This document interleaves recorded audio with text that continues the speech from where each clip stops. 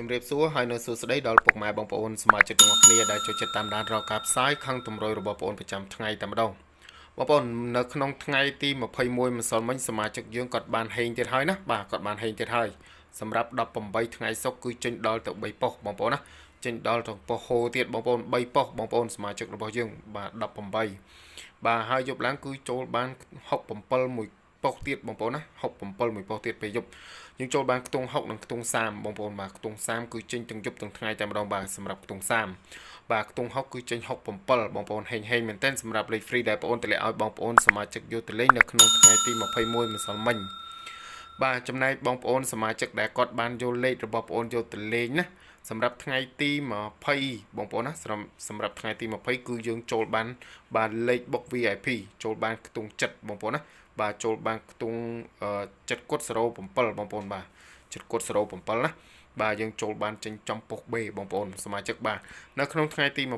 ម្សិលមិញសមាជិកយើងគឺអត់បានចូលទេយើងស៊ីដាច់មួយថ្ងៃអញ្ចឹងណាពុកម៉ែបងប្អូនបាទយើងសង្ឃឹមនៅក្នុងថ្ងៃទី22ហ្នឹងគឺមានលេខច្បាស់ឲ្យបងប្អូនសមាជិកយកទៅលេងបាទមានទាំងលេខប្រចាំខែមានទាំងលេខពិសេស VIP គៀកម៉ោង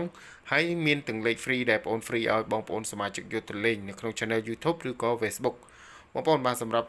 ថ្ងៃទី22ដែលបងប្អូន free ឲ្យបងប្អូនសមាជិកយកទៅលេងហ្នឹងគឺឲ្យបាទ92 87 81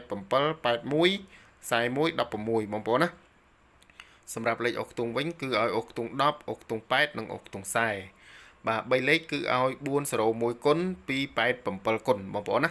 បាទបងប្អូនឆ្លាញ់លេខណាអាចយកលេខនឹងយកទៅលេងបានតែបើសិនណាបងប្អូនចង់បានលេខច្បាស់នៅក្នុងថ្ងៃទី22នេះបងប្អូនមានលេខច្បាស់មួយក្របបងប្អូនណាមានលេខបុកចំមួយក្របឲ្យបងប្អូនសមាជិកយកទៅលេងគ្រាន់តែពុកម៉ែបងប្អូនធ្វើការចុះឈ្មោះចូលលេងជាមួយបងប្អូនបាទធ្វើការចុះឈ្មោះចូលលេងជាមួយបងប្អូនណា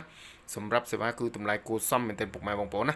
សម្រាប់សេវាគឺតម្លៃគួរសមមួយអាទិត្យ50000មួយខែ200,000អញ្ចឹងបងប្អូនលេងបានមួយខែក៏បានបងប្អូនចង់លេងជាអាទិត្យក៏បានដែរបងប្អូនណាបាទជួយ like ជួយ share ឲ្យបងប្អូនម្នាក់មួយដើម្បីយកលេខច្បាស់យកលេខបុកចំមកជួយចុច follow ឲ្យបងប្អូនម្នាក់មួយផងណាហេង